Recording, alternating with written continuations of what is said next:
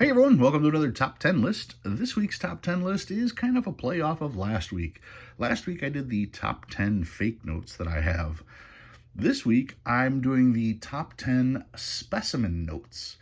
So these notes aren't fake, they're real, they're just not issued. These were issued as specimens so that bank tellers and businesses could know exactly what to be expected with a new print run that's coming out. There are only 5 of these. I only have 5 specimens, technically 6, but they're all in this particular list. So forgive me for not having 10. Here we go. Number 5 this week.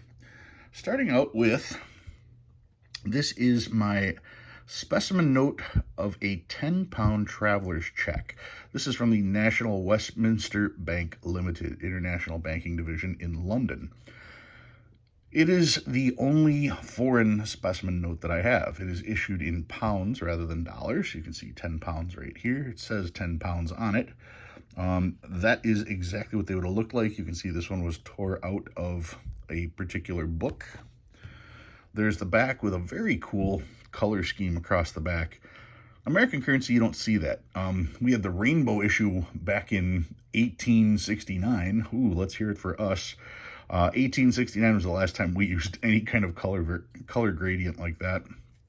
Pretty impressive. So yeah, that is number 5 on the list, the 10-pound note from the National Westminster Bank Limited. Definitely stamped specimen, and of course, zeros for the account number, zeros for the account number. Just another way to tell that it is a specimen note. That is number 5. Number 4, another specimen traveler's check. This is one of the Thomas Cook traveler's checks, United States $1,000 traveler's check. You can see Thomas Cook traveler's check, specimen, no value, 1,000 US dollars. The engraving on there is really cool with that eagle too. That's pretty impressive there. The $1,000 traveler's check always kind of stumped me because the whole point of traveler's checks was to bring these instead of cash. The thing is, the second that you spent the $1,000 traveler's check, you would get all the change back in cash, unless you were spending $1,000 at a time. So it kind of defeated the purpose, in my opinion. If you were going overseas to buy something large where you needed a few $1,000s, then yeah, that would make sense. But nowadays you'd just do an electronic transfer or you'd pay with a credit card. Back in the day, and when I say back in the day, we're talking not really that long ago, this is how you would do it. I am old enough to remember using traveler's checks once in my life, and I thought, what a pain. And to me, it just seemed very redundant to writing a check, which was also a thing that's kind of gone to the wayside nowadays. But yeah, $1,000 denomination specimen note. I find it very cool, specifically for the denomination. Anyway, that one is number 4 on the list. Number 3.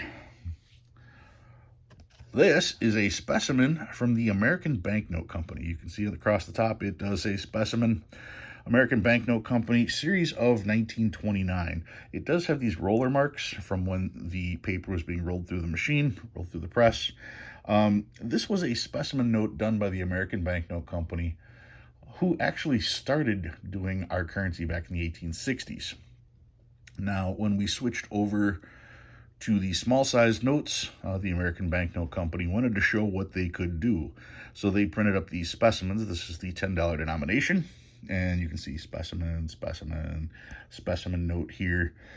Denomination, and just a random picture there, just to show what kind of work they could actually do.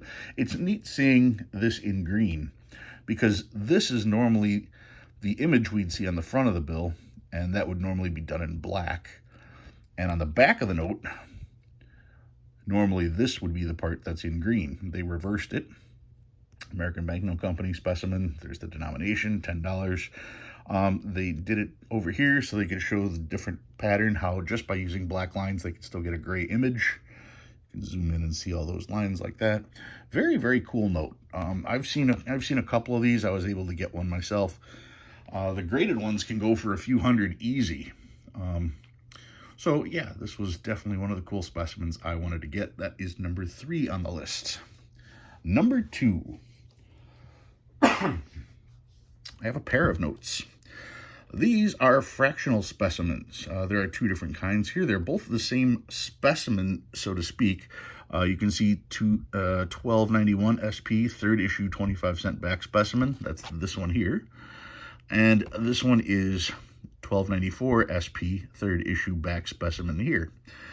The actual imagery is the same. The only difference is the color of ink. They did a red and they did a green. These are only the backs, because if you look at this side, they're both stamped specimen, and the only inking you see is what you can see through the paper, anything that has come through the paper. Now, these are actually two different types, okay? This particular one is the narrow. I don't know if it specifically says that on here or not. No, it doesn't say it there. But if you check the book, there's the narrow margin and there is the wide margin. The narrow margin are the ones that are very easy to find. They're the cheaper version to find. These are $100 or so. When you get to the wide margin, these can be upwards of $400 to $500. The main premise there is that if the narrow margin was worth more, if you had a wide margin, you'd just cut it down to be the narrow margin. And maybe that was the case, because now it's extremely hard to find notes that have the wide margin. That's why they are worth more. So once again, the third issue 25-cent back specimen fractional currency, the wide issue and the narrow issue specimens, those are number 2 on my list. And finally, number 1 on my list, some of you can probably guess, it is my spinner specimen. This is the third issue 50-cent spinner face specimen fractional. For those of you who don't know, Spinner was one of the guys that came up with the idea of fractional currency, and he put himself on a note. That's him. That is this particular one. Looking at the back, there is no back printing on there, so this is just the specimen of the front plate. This particular one does say edge tear at the bottom left. I think that's it, right? Is that it? Bottom left. That would be on this side. Looks like maybe right about there. Anyway, on the specimen, what they did was they actually printed in glue these spots right here and then used bronzing powder to have an anti-counterfeiting measure. So that was cool. And most of these notes, the bronze has turned green with age. So to have the specimen where the bronze is still bronze color, that's just awesome. But not the coolest thing about the note. The coolest thing about this note, Spinner has a very unique signature. And he used a calligraphy pen to do it. And that is not a print of his signature. He actually signed the notes. If you look, you can see on the edges how there's the rusting of the iron oxide in the ink. That gives it, that tells you that they used actual ink to sign this, and over time it started to rust. That's a real signature. I'm pretty sure the Register of the Treasury signature is real as well.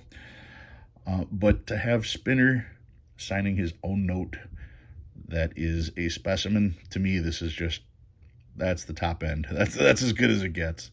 All right, guys. If you learned anything new this week, go ahead and hit that like button. If you like what you see and you want to see more, please subscribe. Love reading all your comments. Thanks for watching. I'll see you next week.